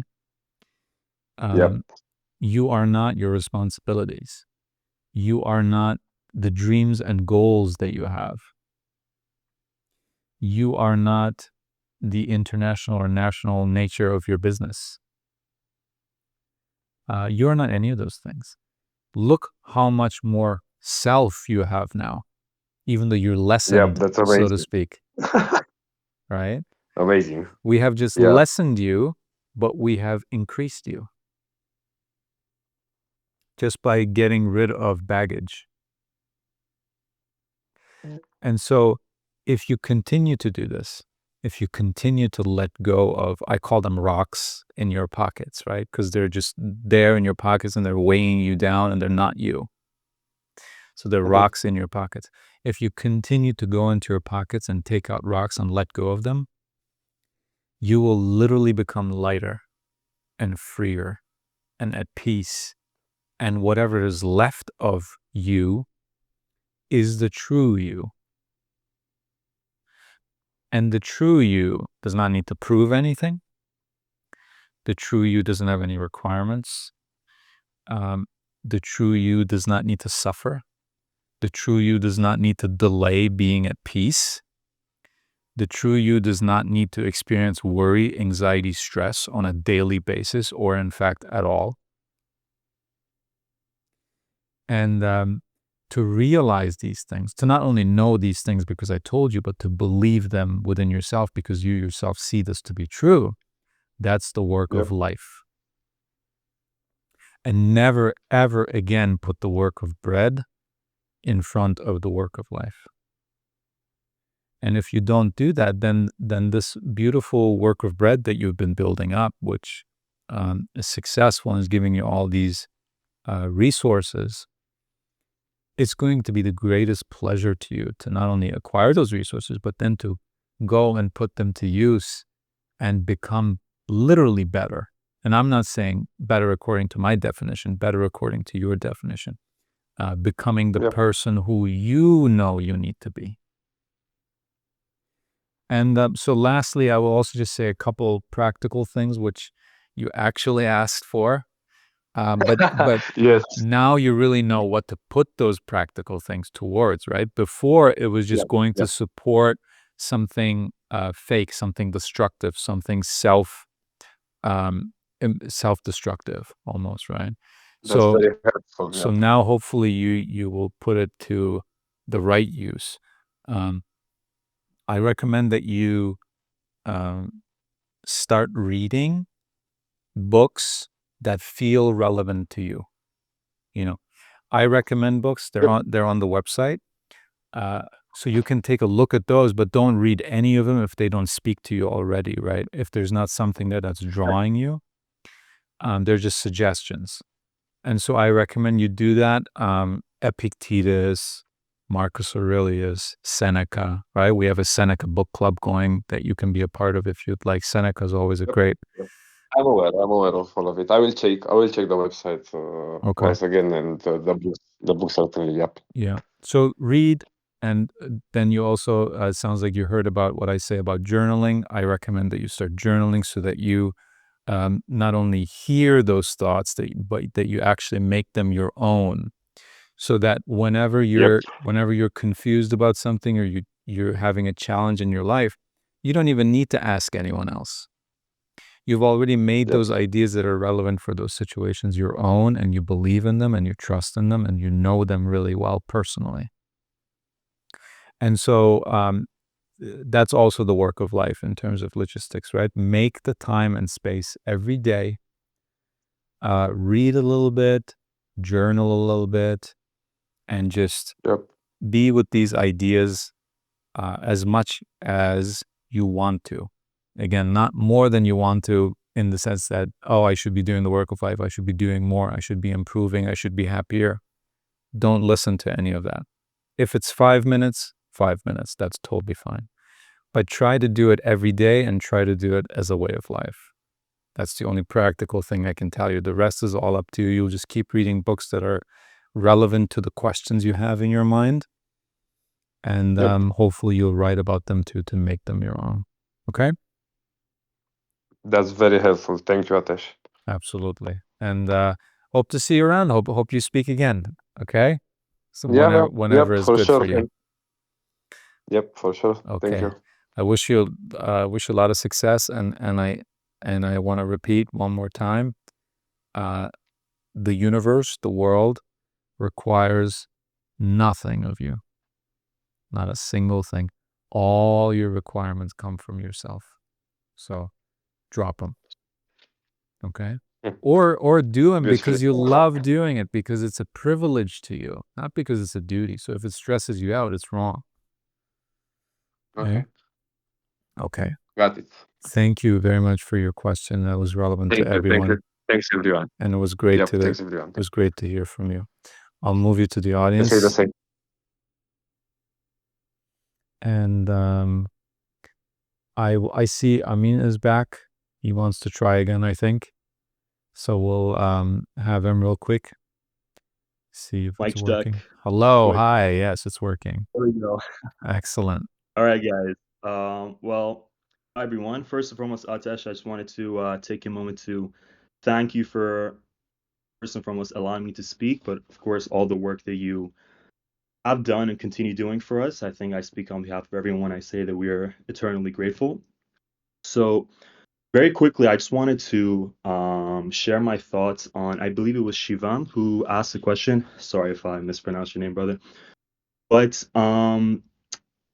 he mentioned, how do we differentiate between peace and happiness? And what I wanted to say about that is that for me, peace, or rather how you achieve peace, is simply through submitting to the way of the universe, submitting to God, if you will, or whatever you want to call it, submitting to nature. And I think the issue for a lot of people when it comes down to submission is that for whatever reason, there is a negative connotation around that word, as if for whatever reason, that it's a sign of weakness. But if you really examine the nature of submission, it is more so a sign of strength and courage rather than anything else. I believe, for example, it was Epictetus who said that even if you must die, must you die bawling? I believe I may be paraphrasing, but something along those lines, right? And for example, Atesh, like yourself, I've heard you several times mention this specific analogy or some variation of it. You can either be taken to a place, right? You can either go willingly or be dragged, right? And I assume you're aware of Alan Watts, right? Pretty popular philosopher himself. One of the analogies he gives is that if if you have a stream of water and you are going against it, you feel all this resistance. But if you accept the direction of the stream and you go with it, all of a sudden you are in this tranquil state because you don't feel resistance. So for me, peace is just accepting the way of the universe. And I don't personally consider myself a religious person, like practicing Muslim, but I was born or rather, I am born into a Muslim family, and there's a lot of teachings in Islam that I do appreciate, and I just wanted to share with you and the rest of the audience here, in case you guys weren't aware. But the literal definition of being a Muslim is simply to submit to the will of God. That's it. I think that is the main way that you can truly find peace. And if you fight it, then that is how you will find yourself in a state that is the opposite. So I just wanted to quickly share my kind of my take on how one achieves peace. The question I had for you, Atesh, I actually made a post in the general channel about it, is that when it comes down to identifying who you want to allow into your life, who you want to associate with, and who you want to keep close, what is the framework that you use to not necessarily condemn them for life or hate on them or anything like that, but just to identify whether or not I should allow this person near to me? If I may, I just wanted to quickly share what framework I've kind of been using with, I feel like, quite a bit of success. But basically, the framework is this. There's 3 different tiers, right? And each tier has a slightly different weights. Okay, so the greatest weight should be carried on how this person treats you. Slightly less weight should be put on how you observe them treat others. And then lastly, um, and certainly not any less important, however, again, slightly less weight, should be on how you are told by a third party how they treat other people. And I think the missing piece of the puzzle for most is that they just rely on tier number 1.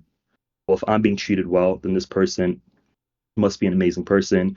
But the issue with that is it's not a strong enough filtering mechanism in case this person is using you for some hidden agenda or is trying to maintain a relationship with you for a reason that you and I would consider to be the opposite of authentic. So I found that if you use these 3 tiers, you're able to better gauge character. And again, I don't want to use the word judge, right?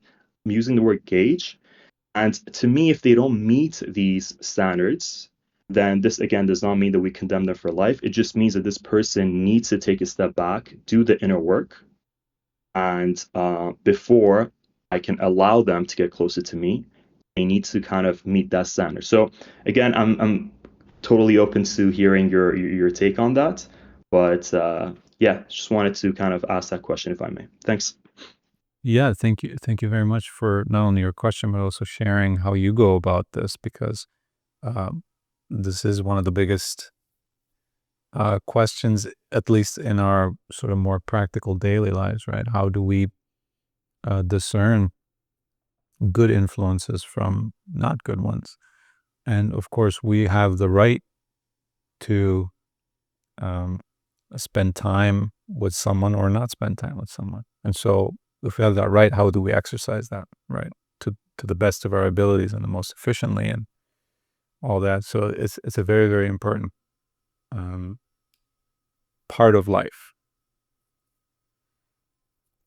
And, there's a lot also to say about it, I do have to say. So I'm just trying to decide what I'd like to focus on. I guess I do want to say, before we even get into that, just the fact that you shouldn't need anyone, right? You don't want to need someone. So if we are wrong out of the gate, no matter what method of discernment we use, if we are using it to discern which of the people that are available to us, which of them may fill our need. If we're looking to fill a need, we are wrong out of the gate, no matter what method we use. We need to come to a place through inner work, through our own work, to only want people, if we want them. To want them, not to need them. There's a big difference between wanting and needing. People who need people cannot be alone. They don't like themselves. They cannot stand themselves. Literally, they cannot stand themselves. They need distractions. They need other people. They need things happening. And so they look for people that they may use to that end. But someone who simply wants someone will say, well, I love the world of ideas. I love thinking about justice. I love thinking about, is evil a real thing? Or what is evil? What is the nature of evil? How could we avoid it in ourselves? Or what do we do? Blah, blah, blah. I love thinking about these things, and I would like someone else who thinks deeply. And I would love to exchange some views. I don't need to, but I would like to. And so then the method that we use even becomes relevant, right? So I do want to mention that, so as to not give the impression that, oh yeah, we should all be pretty much frantically looking for people to surround ourselves with, and what method do we use that's best for that.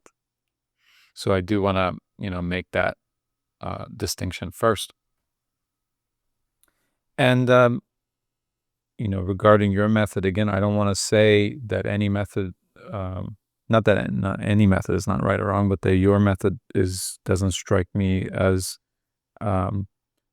something that's right or wrong. If it works for you, that's great. You've done it for yourself.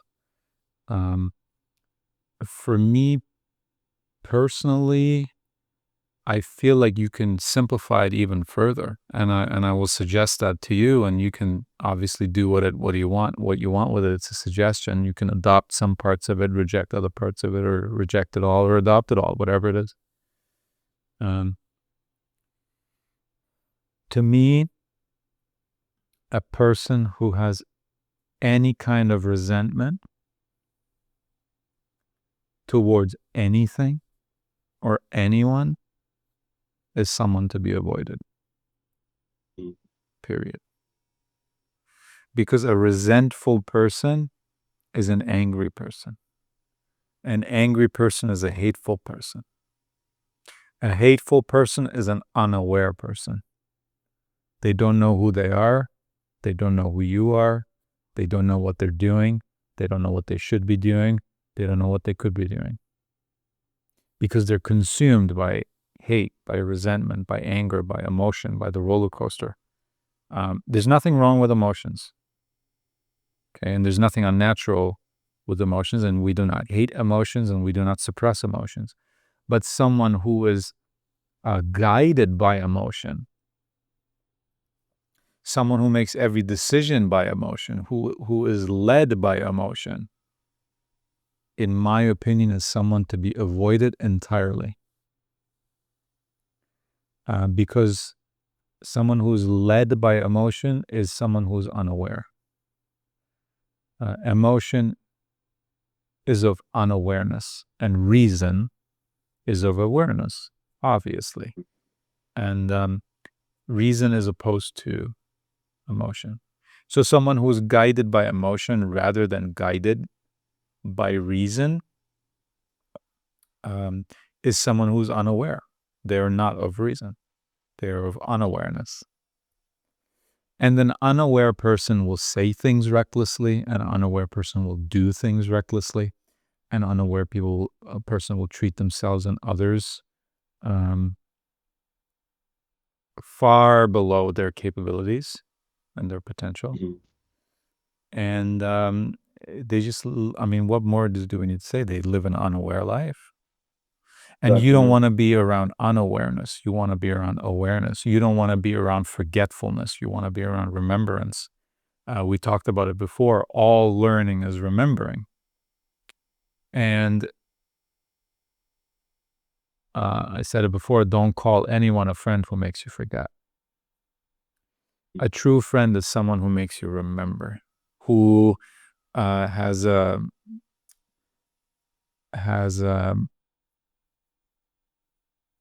sort of a bubble around them that is a bubble conducive to remembering, not conducive to forgetting. They'll say, just like the caller we just had, Mike, right? A friend will tell him, like I just did. Yeah, what you told him exactly. Yeah, Yes. he would say, where do your requirements come from? These things that are stressing you out, you're unable to sleep at night, you're experiencing stress, physical, mental health. Where are these requirements coming from? Do you realize that no one's asked them that? Mm, yeah. Because if someone had asked them that, I would not have been the first or the person to ask him where he then once said, "Oh, I never thought about it like that," or whatever he said, right? It's important to a true friend, to kind of add to what you're saying, someone who is willing to tell you things you need to hear, even if it may cause some momentary discomfort, rather than telling you things to just double down on your existing beliefs, which they believe is the root cause of this unnecessary suffering or this turmoil that you're experiencing. So you're absolutely correct. A true friend who is aware, who doesn't need you. See, people who need other people will do whatever they need to do to keep those people around. Yes, yes. And so even if they see it, which they won't because they're unaware people, right? Even if they see that their friend is doing something that is not serving them at all, or is a conflict, or they're confused about something, they won't point it out because they will fear that that person will take it wrong, and then they don't want to be friends with them anymore. So a person who needs you is in fact your enemy. But a person who doesn't need you, however, someone who wants you, will not put you first. They will put truth first. Yeah, I think that, sorry to cut you off, Yeah. Adish. I think that ties perfectly into the, you know how like you hear so many people say, oh, there's two types of love. There is conditional and unconditional. But in reality, I don't agree with that. There's only one type of love, Yeah. right? And that is unconditional love, right? Yeah. So what you're saying is another version of unconditional love, because for love to not be unconditional, it by definition means that it's no longer love because there is some hidden agenda behind it. You're absolutely right. Just like there are not multiple types of truth, your truth, my truth, blah blah blah. There's also not multiple types of love. It's a totally false idea that there's such thing as romantic love, and then friendship love, and then filial love, right, which is family love. This love, that love. It's all one love. It's Mhm. kinship. And that's why I call these meetings kinship, because there's only one kind of love, and it's called kinship.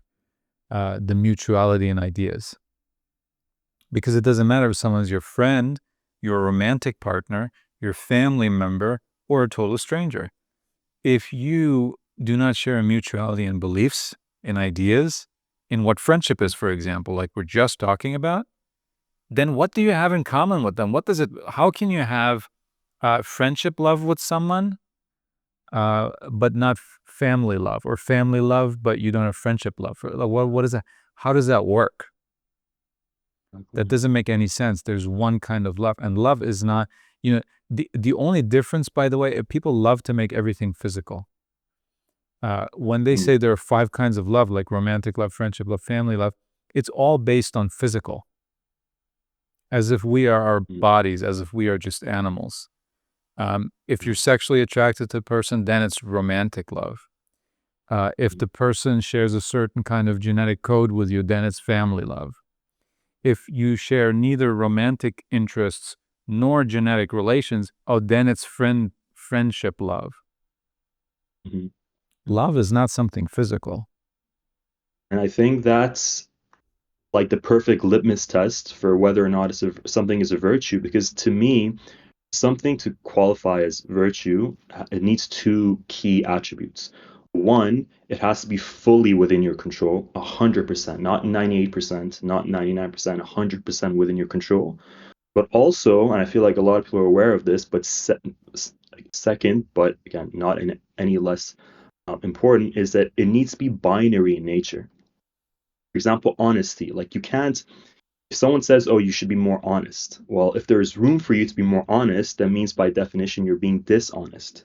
So the same thing with love. Like it can be binary, right? So 100%, that's the perfect sign that it is indeed like true love is virtue. So 100%. Yeah.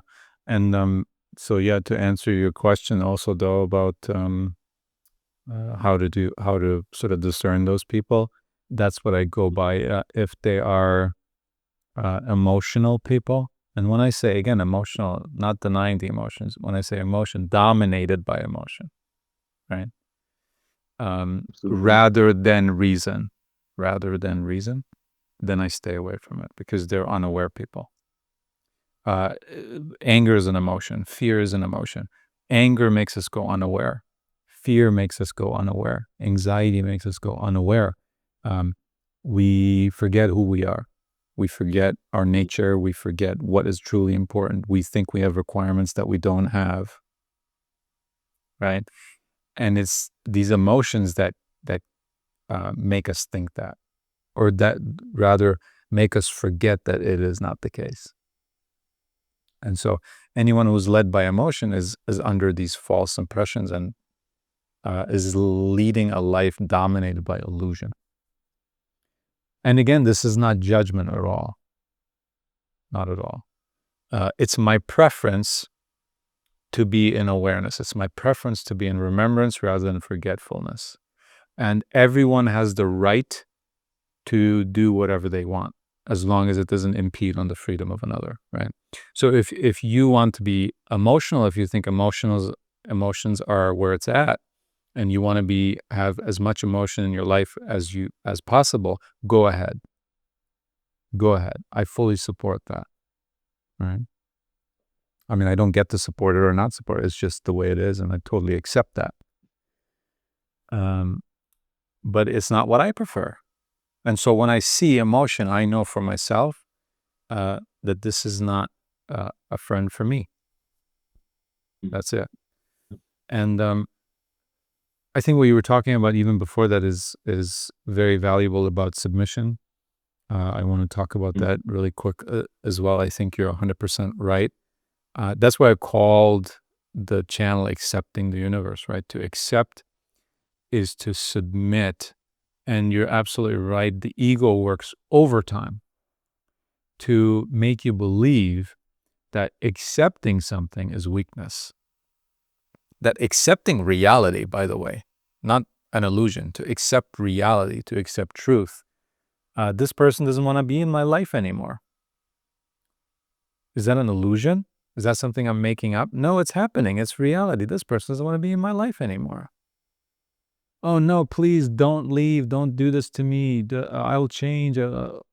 This is all an attempt to argue with reality, to change reality, to not submit to it, to deny it. And you're disrespecting yourself, you're disrespecting the person, you are going against truth when you do that. They want to leave you, have to accept that. Because it's happening. Whether you accept it, it's happening. And that's where we say, pain is inevitable. Separation, so to speak, is inevitable. Disease is inevitable. Suffering is optional. For sure. If I may, I think what you're saying is spot on in terms of, again, differentiating between temporary emotions. Like Shivam was saying, how do you differentiate between happiness and peace? And what you're saying, if, for example, if someone wants to leave you, or God forbid, you lose a loved one to death, right?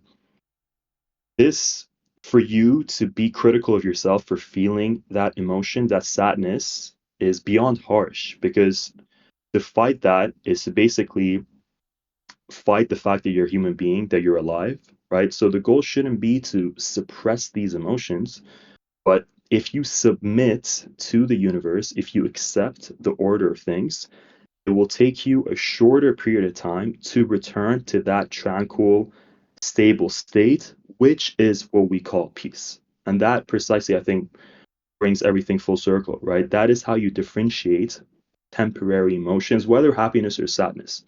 The sooner you can converge to a neutral state of being, the sooner you can be at peace. Yes. And yeah, I'm glad you see all of that. I'm just glad to see it for you, as a friend, because not because it makes me believe in it more and it helps me more. No, it's just beautiful to see in the world this awareness, right? And I wish it to everyone. And so thank you for bringing all of this up. We could talk about this forever, and I think we should actually. Maybe next kinship, you put in a request to speak again, Sure. and we talk about it more, right? Um, I just feel like I could go on forever, but we're a little bit out of time. Yeah, yeah. So Thank you very much no, for all your no, wisdom. but really, no, there's no rush. And I was almost deciding, it was like, why not just keep on going? But I feel like there's a merit to sort of keeping a little bit of a time limit on these 100%. things, just to make it more enjoyable. No one wants to listen to a Mm. 3 hour thing. But so yeah, next time let's talk about it again. I do want to Sounds ask good. you though before you leave about Please. the question of the week, because it's the last opportunity to answer it within a kinship. The chat is always open. The question of the week channel is always open. So I'm wondering if you have a response to the question of the week Oh, and what that the might be. last question that I saw was differentiating between evil and wrong. Is that what you're referring to, or did I Yeah, so miss the like a question, it is still the question of the week. It's going to change today, but right now it's still the question of the week. The question of the week is, whenever you have done wrong, were you being evil or were you being misguided? Yeah, I mean, I'd just be echoing everything that you said. And it's funny because I was literally having dinner with my brother last night and we had this conversation. He, as you can imagine, was having a difficult time kind of wrapping his head around the fact that no one does wrong willingly. Mm-hmm. But if you really examine everything that you have done, that you look back and you're like, you know what, that was a mistake, something in that moment of decision making made you feel like it's okay or justified the action. So, yeah, I absolutely think that you don't do wrong willingly because that just goes against your nature. You do something that ultimately you believe, even if it's momentary, even if it's for a couple of seconds, that it benefits you, right? And just because you snap out of that state immediately right after doesn't undermine the reality of things. So I certainly believe that, again, you don't do wrong willingly because that would make you evil. And I would extend that same line of thinking to the events that unfold around me as well.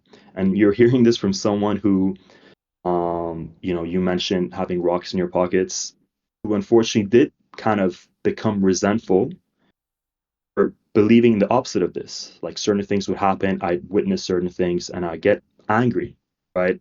I was actually mentioning to the others in the chats in the general channel the other day at the gym. This guy throws his empty water bottle in the sink of the water fountain, and my immediate response, well, I got frustrated, but then again, thanks to all your teachings and all the work that I've done, I allowed myself to quickly return to a stable state.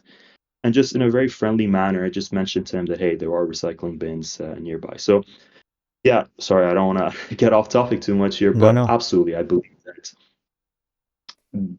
none of us do wrong willingly. And you have to think that way about yourself so you're not so critical of your past mistakes. But also, this allows you to be more compassionate towards the wrongdoing of others around you. Amazing. And I like hearing about how you applied it in your real practical life, right? Because that's what we're after. We're not just after trying to think differently people and argue with them and say, oh, you know what, evil doesn't actually exist. It's supposed to have a real life impact. It's supposed to show up in experience. And if it doesn't, either we're just not able to perceive it yet, or it just has no value, period. And so that's why it's very much relevant that you said that. Because again, it brings you out of peace. This idea of evil, this belief in the concept of evil brings you out of peace, because once you believe in evil, evil is everywhere, all the time, at all times. And so you'll never have peace. People who believe in evil to the degree that they do and let it affect their minds have no peace, because their peace now is in the control of others. Other people have to stop being evil for evil not to exist, and then so that then they can be at peace. And Absolutely. that doesn't sit right with me. Anything where you say it's in my happiness, my peace is up to another, is in the hands of someone else, as soon as you say that, that doesn't sit right with me. So anything that indicates that, that might be the truth, or that a belief leads to that place, I immediately want to make double, triple sure that that is really the case. And evil is one of those things. And so it's so easy to see evil in others, and it's so difficult to see it in yourself. Why is that? You have all the information Yeah, in because regards to your own act. yeah, and whenever we do wrong, that's why I phrase the question like that. Whenever you do wrong, are you being evil or are you being misguided? Whenever we do wrong, we see that we were being misguided. We see the information we lacked, and we see that we would never do it again. Yet when someone else makes the same mistake or any other mistake, we call it evil, because we assume that they were doing it on purpose. And again, awareness does not equal purpose. That someone, even if they are aware, and so many people are not even aware, by the way, that guy would not have thrown that bottle in the sink in front of you if he had known it was wrong. Because he would have hid it. He would have done it in secret, as so many people do wrong things in secret, right? They are aware, but they're still ignorant that that's wrong. So how can we say that we were just mistaken, ignorant, misguided, but we don't extend that to others? The same thing that is going on inside of us is going on inside of others. How do we not see that? So if we are misguided, other people are misguided, and we truly are misguided, it's right. You have never done anything in your life wrong that you wanted to do wrong, that you knew it was wrong, or that you knew it was wrong, but you couldn't help yourself to do it anyway. That's not willingness. That's not control. Like I said, that you're aware about it doesn't mean that you're willing. So even if you were doing something wrong and you were aware of it, it was because you were overcome by some desire. You couldn't stop a vice of yours. You couldn't stop an illusion. You were too weak. And we all know what weakness is like. We all know what making a mistake is like. We all know what falling prey to your desires or to your illusions or to your misconceptions is like. Why can't we extend that to others? And so this was the, by the way, thank you so much for everything you said. I'll move you back to the audience just so you're not constantly Please. expecting Thank you. to, I yeah. appreciate it. So I'll move you back to the audience. Thank you very much. That was so valuable, everything you shared and said. Thank you so much. And I do look forward to keep talking about this whenever you do have the time and you want to join again. So that was the idea behind this question of the week. See the misguidedness in yourself and know that the same thing is going on with others. There are no such thing as monsters under your bed, or monsters in war, or monsters in the cars that other people are driving. It's all the same spirit. It's all the same human nature. There's a lot of wrongdoing. Not one wrongdoing is excused. Not one wrongdoing is diminished when you look at the world in this way. It's explained. It is not diminished or excused. It is explained. And don't believe in illusions anymore. Don't believe in this idea of evil in the sense that people who do wrong know exactly what they're doing and they endorse it and they fully see through their own actions and they see the end and they have perfect information and they're super competent and they know exactly what they're doing, why they're doing, and their plan is working perfectly. It's never happened. Never happened. Just see what you see in yourself and others. And without taking up too much of your time, I want to share the new question of the week. So this is the question of the week going forward.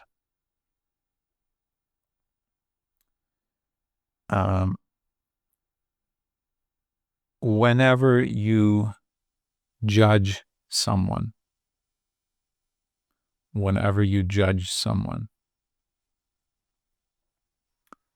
follow the judgment and see where it goes home.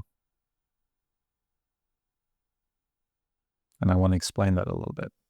Whenever we judge someone, we know exactly where our judgment is going.